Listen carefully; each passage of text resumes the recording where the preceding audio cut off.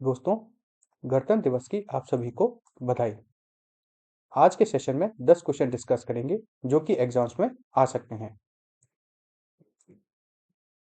भारत का संविधान कब लागू हुआ जिससे भारत एक गणराज्य बना है? आपके ऑप्शन है फ्रेंड। 15 अगस्त 1947, 26 जनवरी 1950, 26 नवंबर 1949 या 30 जनवरी 1950। इसका सही जवाब है फ्रेंड्स 26 जनवरी 1950।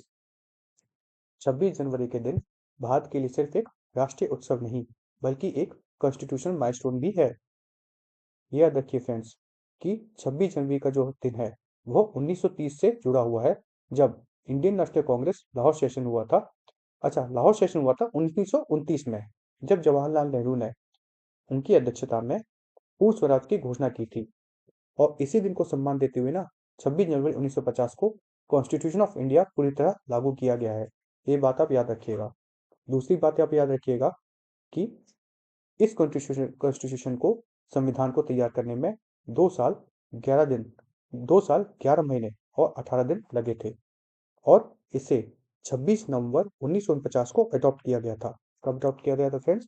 26 नवंबर 1949 को उसको अडॉप्ट किया गया था। हमारे भारत का प्रेम्बल है, उसमें है वो भारत एक sovereign, socialist, secular, democratic Republic है। भारत का रिपब्लिक डे जो कि 2026 होगा वह 77वां गणतंत्र दिवस होगा। इनके जो चीफ गेस्ट होंगे वो होंगे एंटोनियो कोस्टा, जो कि प्रेसिडेंट हैं यूरोपियन काउंसिल के। और प्रेसिडेंट कौन है यूरोपियन कमीशन के? तो यूरोपियन कमीशन के प्रेसिडेंट हैं उर्सुला वॉन डेर लेयन। ये भी चीफ गेस्ट होंगी। इसका थीम होगा, जो इस बार का गणतंत्र दिवस है, 150 साल वंदे मातरम के। इसमें कर्तव्य पथ पर आप जैसे जानते हैं कि पूरी झांकी निकलती है। कर्तव्य पथ को पहले राजपथ कहा जाता था। 2022 से इसे कर्तव्य पथ कहने लगे हम लोग। हमारे संविधान में 42वें कॉन्स्टिट्यूशनल अमेंडमेंट जो कि 1976 में हुआ था, उसके तहत सोशलिस्ट और सेकुलर शब्द जोड़ा गया था। वंदे मातरम जो है उसे बंकिम चंद्र चट्टोपाध्याय द्वारा जी लिखा गया है। चलिए अगले प्रश्न पर आते हैं। अंतर्राष्ट्रीय सीमा शुल्क दिवस प्रत्येक वर्ष कब मनाया जाता है? आपके ऑप्शन है फ्रेंड। 25 जनवरी, 26 जनवरी, 27 जनवरी अथवा 28 जनवरी। तो इसका सही जवाब है फ्रेंड्स 26 जनवरी। 26 जनवरी को दुनिया भर में इंटरनेशनल कस्टम डे मनाया जाता है, जो कस्टम कोऑपरेशन काउंसिल CCC के पहले सेशन की याद दिलाता है। और इसका पहला सेशन कब हुआ था? वो हुआ था 1953 में। बाद में 1994 में CCC का नाम बदलकर वर्ल्ड कस्टम ऑर्गेनाइजेशन रखा गया था। क्या रखा गया था? World custom organisation. World custom organisation का जो हेडक्वार्टर है फ्रेंड्स, वो कहाँ है? बेल्जियम में। बेल्जियम में भी कहाँ? ब्रसल्स में है।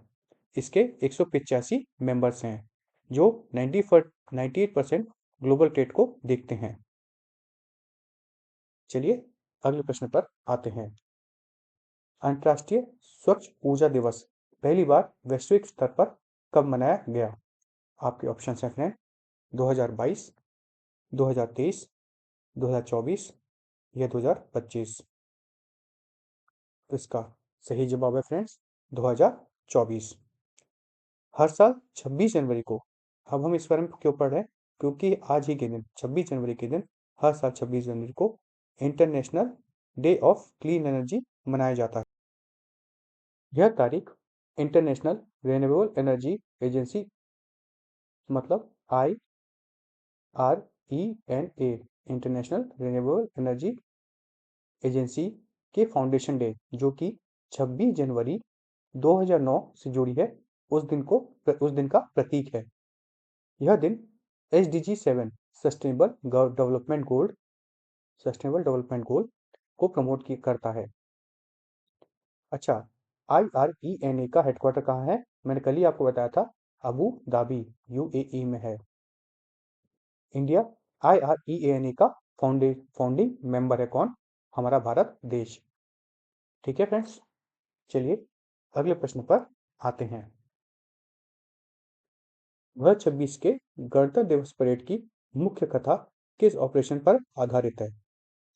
आपके ऑप्शन है फ्रेंड, ऑपरेशन सिंदूर, ऑपरेशन विजय, ऑपरेशन गंगा या ऑपरेशन त्रिनेत्र। इसका सही जवाब है फ्रेंड्स, ऑपरेशन सिंदूर। ऑपरेशन सिंदूर को पहलगाम टेरर अटैक के बाद लॉन्च किया गया और इसे एक ट्राई सर्विस प्रिसिशन कैंपेन के रूप में कंडक्ट किया गया था। रिपब्लिक डे परेड इस ऑपरेशन को रियल बैटल सीक्वेंस लॉजिक के साथ शोकेस करता है, जहां IAF इंडियन एयरफोर्स ने ऑपरेशन एयरलियर फॉर्मेशन दिखाई है। चलिए अगले प्रश्न पर आते हैं। सौपर्णिका नदी प्रदूषण रोकने हेतु कार्य योजना देने के निर्देश हाल ही में किसने दिए हैं? आपके ऑप्शन है फ्रेंड, NGT राष्ट्रीय हरित अधिकरण, नेशनल ग्रीन ट्रिब्यूनल। दूसरा ऑप्शन है सर्वोच्च न्यायालय, सुप्रीम कोर्ट ऑफ इंडिया। तीसरा ऑप्शन है कर्नाटक उच्च न्यायालय। चौथा केंद्रीय प्रदूषण नियंत्रण बोर्ड। तो इसका सही जवाब है फ्रेंड्स, NGT ने, नेशनल ग्रीन ट्रिब्यूनल ने सदर्न जोन चेन्नई ने सुपर्णरेखा रिवर पोल्यूशन केस में डायरेक्शन जारी की है। कर्नाटक के कोल्लूर में शिव स्थित यह रिवर श्री मोम्बिका टेम्पल के पास बहती है। पोल्यूशन का मुख्य कारण लॉजेस और होटल से निकलने वाला अनट्रीटेड सीवरेज है। अंडरग्राउंड सीवरेज सिस्टम पर 19.97 करोड़ खर्च होने के बाद भी पोल्यूशन कंट्रोल इस रिवर में नहीं किया जा सका है। इसकी अगली सुनवाई 9 फरवरी 2026 को होगी। अच्छा फ्रेंड्स, मैंने आपको NGT के बारे में बताया। NGT की स्थापना कब हुई थी? तो इसकी स्थापना हुई थी 2010 में। ये बात याद रखिएगा। और सुवर्णरेखा रिवर जो होता है ना फ्रेंड्स, यह गिरती है अरेबियन सी में। चलिए अगले प्रश्न पर आते हैं। हिमालयी क्षेत्रों के लिए स्टील स्लैग सड़कों की वकालत हाल ही में किसने की है? आपके ऑप्शन हैं फ्रेंड, नितिन गडकरी, श्री जितेंद्र सिंह, श्री पीयूष गोयल, श्री अश्विनी वैष्णव। अब देखिए फ्रेंड्स, यही UPSC कैसे ट्रैप सेट करता है। हम ये मानकर चल रहे हैं कि चूंकि Nitin Gadkari ministry of road और ट्रांसपोर्ट मिनिस्टर हैं, तो उन्होंने ये बात की होगी। पर यहीं पे आदमी फंसता है। यह किया है डॉक्टर जितेंद्र सिंह ने। डॉक्टर जितेंद्र सिंह ने स्टील स्लैग रोड टेक्नोलॉजी को प्रमोट किया, जो हाई रेनफॉल और हिली रीजन्स के लिए उपयुक्त है। इकोफिक्स टेक्नोलॉजी, जो काउंसिल ऑफ साइंटिफिक और इंडस्ट्रियल रिसर्च CSIR द्वारा डेवलप किया गया है, इंडस्ट्रियल वेस्ट को कंस्ट्रक्शन मटेरियल में बनाती है। मतलब जो इंडस्ट्रियल वेस्ट निकलता है उसी को कंस्ट्रक्शन मटेरियल में बनाया जाता है और वो रोड कंस्ट्रक्शन के काम आती है। इससे जो रोड की मजबूती है वो बहुत अच्छी और बहुत टिकाऊ होती है। अच्छा, CSIR जो हमने बताया और CRRI, इसके मुख्यालय कहाँ पर हैं? तो वो है नई दिल्ली में स्थित। चलिए अगले प्रश्न पर आते हैं। भारत का पहला net zero green field smart city Bharat future city कहाँ विकसित हो रहा है? आपके ऑप्शन हैं फ्रेंड, गुजरात, महाराष्ट्र, तेलंगाना या आंध्र प्रदेश। ये भी एक ट्रिक क्वेश्चन है फ्रेंड्स। यहाँ आप सोचेंगे कि या तो महाराष्ट्र, क्योंकि वो एक तरह से हमारा देश का इकोनॉमिक कैपिटल है, या फिर गुजरात, क्योंकि वो बहुत इन्वेस्टमेंट खींचता है। इन दोनों जगह में से होगा, या फिर हो सकता है आंध्र प्रदेश भी हो, क्योंकि आंध्र प्रदेश भी आजकल बहुत न्यूज़ में है इन्वेस्टमेंट के लिए। पर यहीं पे आप थोड़ा सा धोखा खाएंगे, क्योंकि इसका सही जवाब है तेलंगाना। भारत फ्यूचर सिटी एक मेगा प्रोजेक्ट है जो लगभग 30,000 एकड़ में फैला होगा। इसकी घोषणा वर्ल्ड इकोनॉमिक फोरम डावोस में जो हुआ है अभी, उसमें की गई है। वर्ल्ड इकोनॉमिक फोरम कहाँ हुआ है? डावोस में। यह भारत का पहला नेट जीरो ग्रीनफील्ड सिटी होगा। नेट जीरो मतलब यहाँ पे कार्बन एमिशन जीरो के बराबर होगा, मतलब जो कार्बन प्रोड्यूस होगा वही कंज्यूम हो जाएगा। दूसरा कि ग्रीन फील्ड मतलब ये जीरो से तैयार होगा। Artificial intelligence, health care, education, manufacturing पर यहाँ पर फोकस होगा। यह प्रोजेक्ट तेलंगाना के 3 ट्रिलियन इकोनॉमी को 2047 बनाने तक लिंक करता है। चलिए अगले प्रश्न पर आते हैं। भारत में पहली बार किस हेजॉग प्रजाति का रिकॉर्ड किया गया है, मतलब कौन सी हेजॉग प्रजाति भारत में पहली बार दिखी है? आपके ऑप्शन है friend, Indian hedgehog, long eared, desert hedgehog या ब्रांड्स। तो इसका सही जवाब है फ्रेंड्स, ब्रांड्स। ब्रांड्स हेजॉग जिसका साइंटिफिक नेम है पारा, मैं आपको साइंटिफिक नेम लिख देता हूँ फ्रेंड्स, क्योंकि यहाँ पे ना बोलने में थोड़ा सा वो है, पैकनियस हाइपोमेलास। यह राजौरी पुंछ रीजन जो कि जम्मू और कश्मीर में है, वहाँ पर डिस्कवर हुआ है। इसकी पुष्टि डीएनए सीक्वेंसिंग और मॉर्फोमेट्रिक एनालिसिस के जरिए हुई है। यह स्पीशीज ईरान, पाकिस्तान और सेंट्रल एशिया तक सीमित है। चलिए अगले प्रश्न पर आते हैं। डीजीसीए ने एटीपीएल पायलटों के लिए इलेक्ट्रॉनिक पर्सनल लाइसेंस ईपीएल कब लॉन्च किए हैं? आपके ऑप्शन हैं फ्रेंड, जनवरी 2026, फरवरी 2025, जुलाई 2025 या मार्च 2026।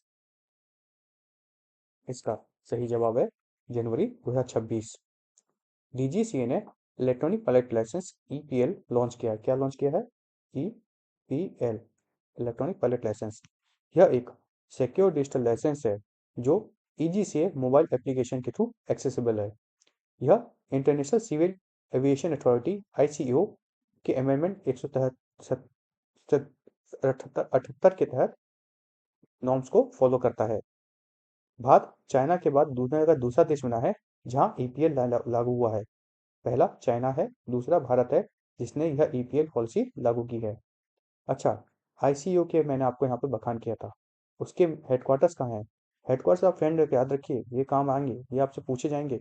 तो वो है मॉन्ट्रियल, कनाडा में। कहाँ पर है? मॉन्ट्रियल, कनाडा में। चलिए अगले प्रश्न पर आते हैं। सबसे कम उम्र के भाजपा राष्ट्रीय अध्यक्ष कौन बने हैं? ये हाल ही में बहुत न्यूज़ में रहे हैं फ्रेंड्स, आपको इसका जवाब पता होना चाहिए। मैं ऑप्शंस बता देता हूँ। जेपी नड्डा, अमित शाह, राजनाथ सिंह, नितिन नवीन। तो इसका सही जवाब है फ्रेंड्स, श्री नितिन नवीन। ये बहुत न्यूज़ में रहे हैं फ्रेंड्स। नितिन नवीन यह 45 साल के हैं और यह भारतीय जनता पार्टी के नए प्रेसिडेंट के रूप में चुने गए हैं। इन्होंने हाल ही में श्री जेपी नड्डा का स्थान लिया है, उनको सक्सीड किया है। यह चुनाव पार्टी के स्टेट लेवल ऑर्गेनाइजेशन पोस्ट के बाद हुए one person one post principle को रिफ्लेक्ट करता है। अच्छा, बीजेपी की स्थापना कब हुई थी? 1980 में। ये भारत की अभी सबसे बड़ी पार्टी है। चलिए अगले प्रश्न पर आते हैं। टाइम, अच्छा, चलिए कल का प्रश्न भी देख लेते हैं जो कल हमने आपसे पूछा था। टाइप 096 10 क्लास पनडुब्बी किस देश ने अनावरत अर्थात अनवील की है? आपके ऑप्शन हैं फ्रेंड, रूस, संयुक्त राज्य अमेरिका यूएसए, फ्रांस या चीन। तो इसका सही जवाब है फ्रेंड्स, चीन। फ्रेंड्स, चाइना ने जनवरी 2026 में, कब? जनवरी 2026 में टाइप 096 10 क्लास सबमरीन को अनवील किया है। यह एक nuclear powered ballistic missile submarine है। फ्रेंड्स, ये थोड़ा सा कॉन्फ़िगरेशन आप याद रखा करिएगा। एक होती है कन्वेंशनल, एक होती है न्यूक्लियर, एक होती है क्रूज मिसाइल, एक होती है बैलिस्टिक।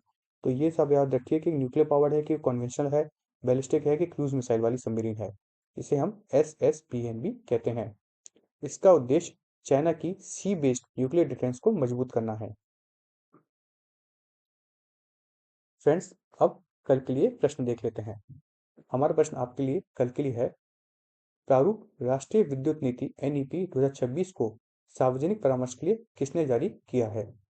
आपके ऑप्शन है फ्रेंड, नीति आयोग, विद्युत मंत्रालय, नवीन एवं नवकरणीय ऊर्जा मंत्रालय या केंद्रीय विद्युत प्राधिकरण। फ्रेंड्स, आपको इसका जवाब कमेंट सेक्शन में देना होगा। मैं चाहता हूं कि आप लोग एंड तक इस सेशन को देखें, समझें और इसके जो भी मैंने पॉइंट्स बताए हैं उसको नोट डाउन कर लें, ये आपके लिए काम आएंगे।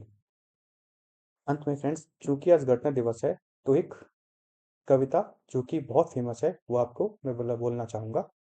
जहाँ नहीं मैं सुरबाला के गहनों में गूथा जाऊं, जहाँ नहीं प्रेमी माला में बिन प्यारी में को ललचाऊं, जहाँ नहीं सम्राटों के शव पर है हरी डाला जाऊं, जहाँ नहीं देवों के सिर पर चढ़ूं बाघ पर इठलाऊं, मुझे तोड़ लेना वनमाली, उस पथ पर देना तुम फेंक, मातभूमि पर शीश चढ़ाने जिस पथ पर जावे वीर अनेक।